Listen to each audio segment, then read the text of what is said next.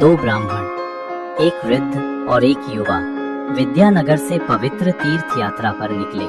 युवा ब्राह्मण, जिसका नाम माधव था, प्रेम और विनम्रता से वृद्ध ब्राह्मण वेंकट भट्ट की सेवा करता हुआ उन्हें भारत के अनेक पावन स्थलों पर ले गया। वे साथ साथ गया, काशी और प्रयाग पहुँचे। अंततः उनकी यात्रा उन्हें वृंदावन धाम तक ले आई, वह दिव्य भूमि जहाँ श्री कृष्ण अपनी नित्य लीलाएं प्रकट करते हैं।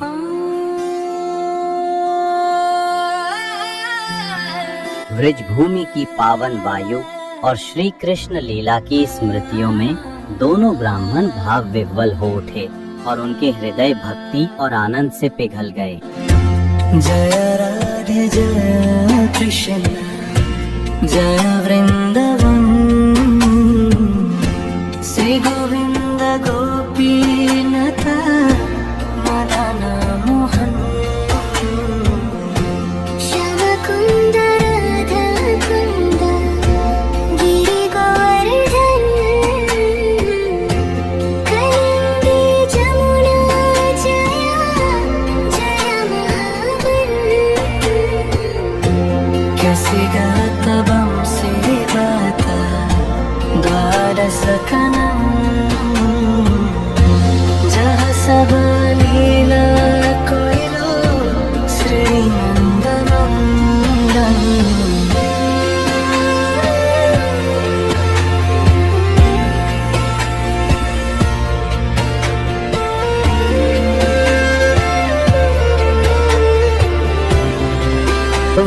आज तुमने कितना स्वादिष्ट प्रसाद की व्यवस्था की है। यदि आप प्रसन्न हैं तो निश्चय ही श्री कृष्ण भी प्रसन्न होंगे।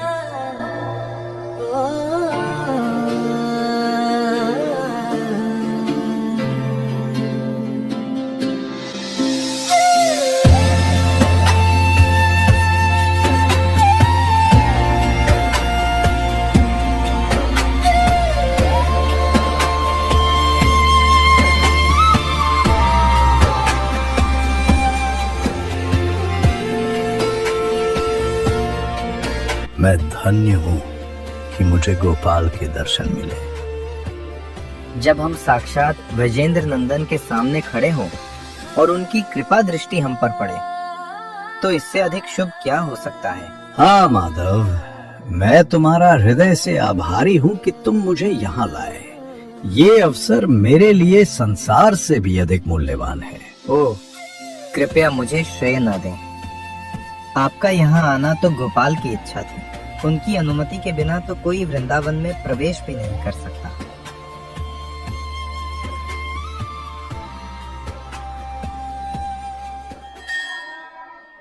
माधव, मैं तुम्हारी सेवा के लिए हमेशा आभारी हूँ।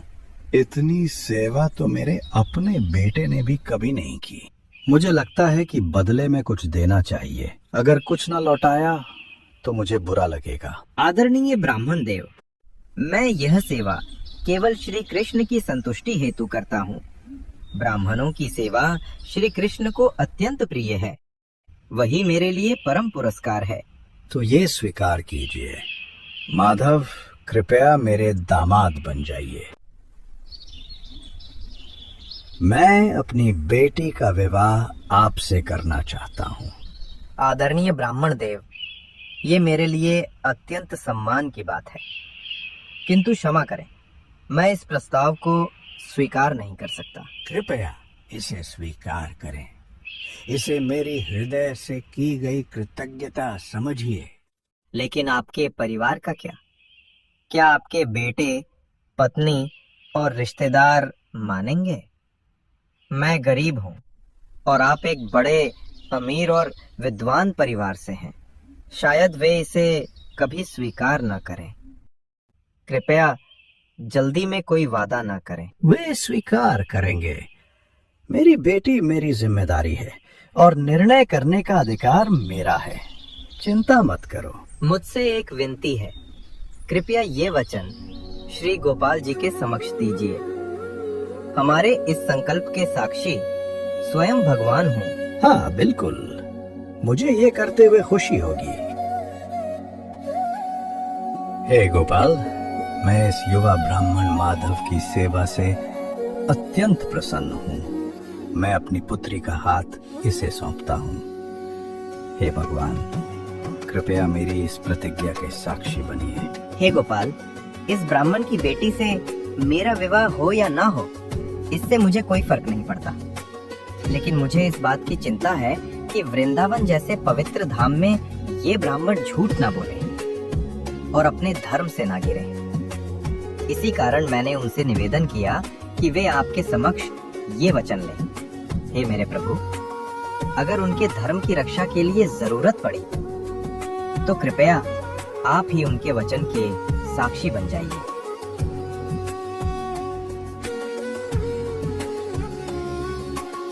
इन वार्तालापों के बाद दोनों ब्राह्मण अपने अपने घर विद्यानगर लौट गए।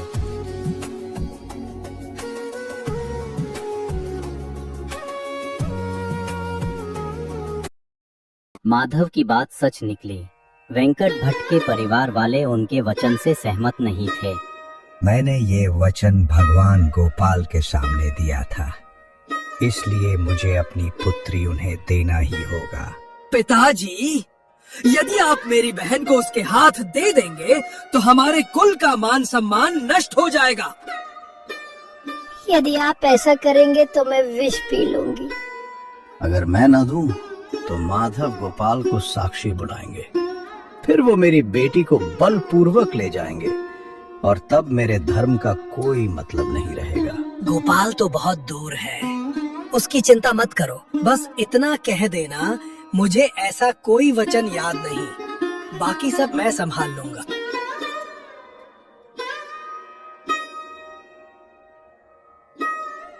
हे भगवान गोपाल, मैं आपके चरणों की शरण में आया हूँ।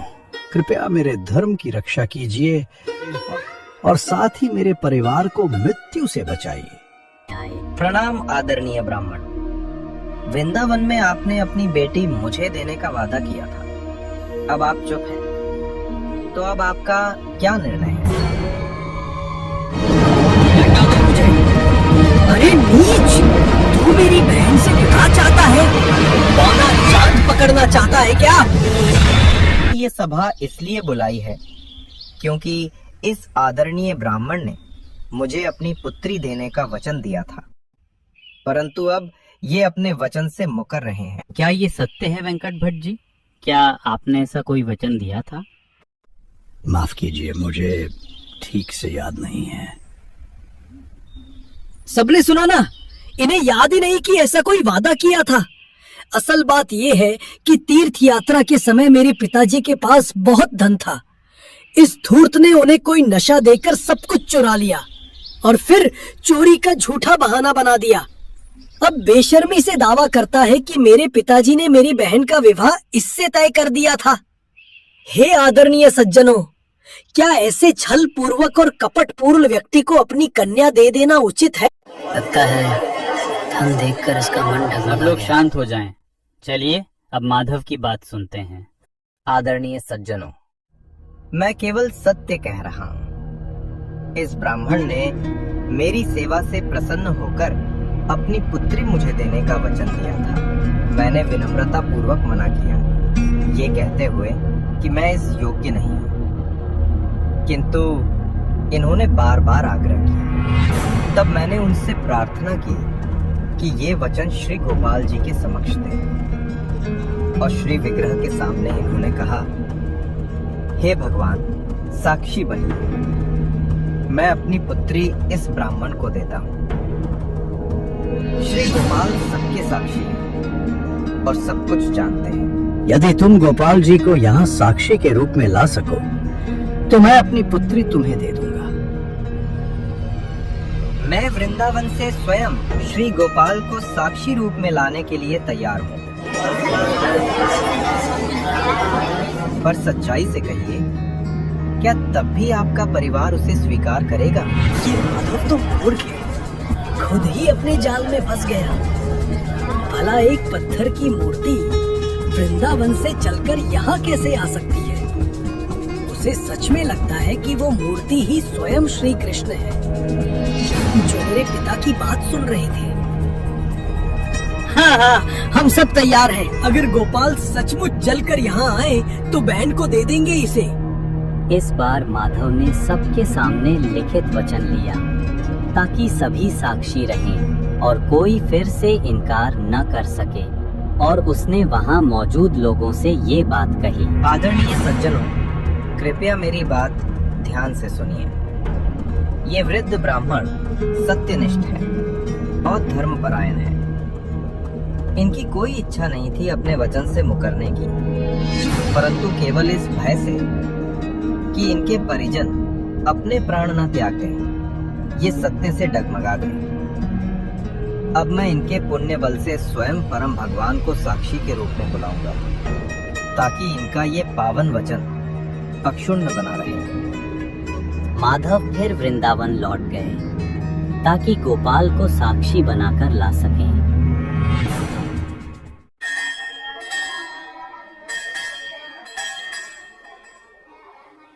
हे भगवान, कृपया मेरे साथ साक्षी रूप में चलिए, ताकि हम दोनों ब्राह्मणों के धर्म की रक्षा हो सके। यदि आप नहीं गए तो वेंकट भट्ट जी को आपके समक्ष किया गया वचन तोड़ना पड़ेगा। हे सत्य के रक्षक, मैं अयोग्य हूँ, फिर भी अपने भक्त के लिए मेरी ये प्रार्थना कृपया स्वीकार कीजिए। विग्रह रूप में आए हो प्रभु, सेवा प्रेम बस पाए हो प्रभु।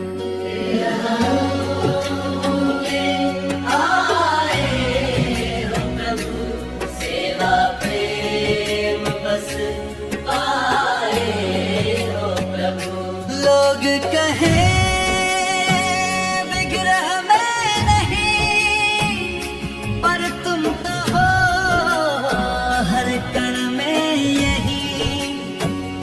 जब नभ जल वायु में व्यापे, तो विग्रह रूप में क्यों ना पे। शास्त्रों से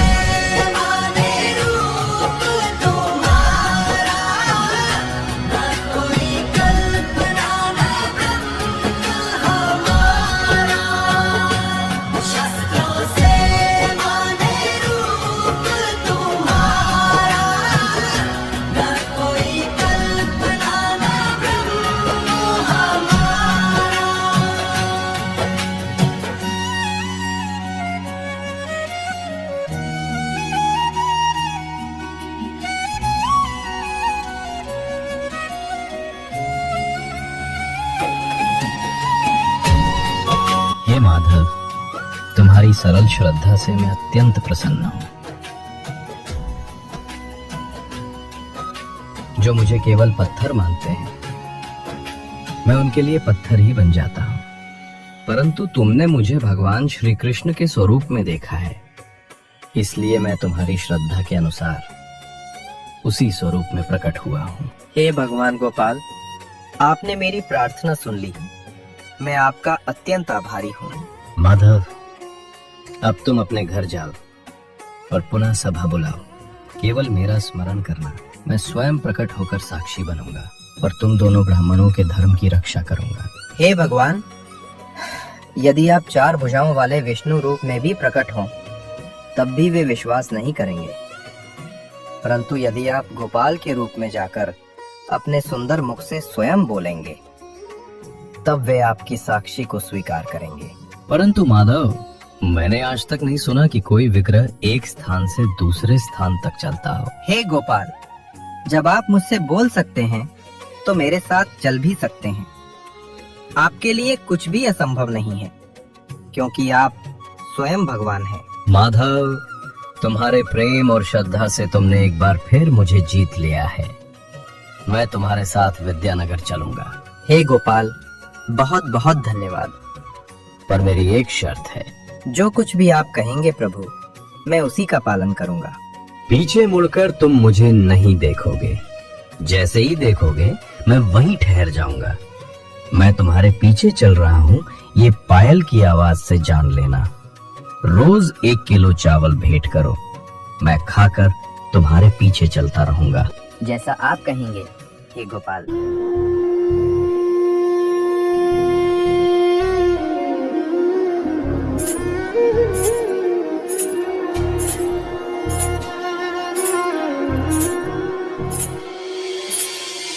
नयन अश्रु से भर आए हैं,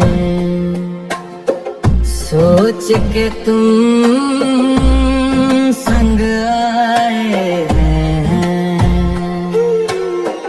कोई योग्यता नहीं है मेरी, तुम पत्थर नहीं भक्त प्रिय गिरिधारी।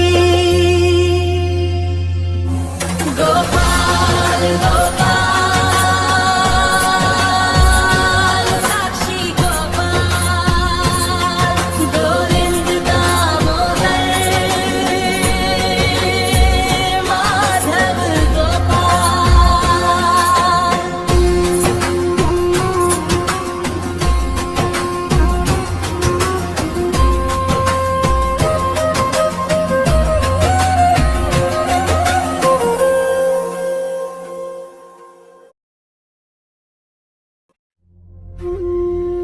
जैसे ही वे विद्यानगर के समीप पहुंचे, माधव को पायल की आवाज सुनाई देना बंद हो गया। जब वह पीछे मुड़ा तो उसका हृदय आनंद से भर उठा। श्री गोपाल वहीं खड़े थे। भगवान मुस्कुराए और बोले, मैं अब यहीं ठहरूंगा, तुम जाओ गांव वालों को बुलाओ, मैं वृद्ध ब्राह्मण के वचन का साक्षी बनूंगा। नयन अश्रु से भर आए हैं, सोच के तुम संग आए हैं। कोई योग्यता नहीं है मेरी, तुम पत्थर नहीं। हे गोपाल, आपकी असीम कृपा को कौन समझ सकता है। सिर्फ मेरे धर्म की रक्षा के लिए आप स्वयं वृंदावन से यहाँ पधारे। गोपाल गोपाल साक्षी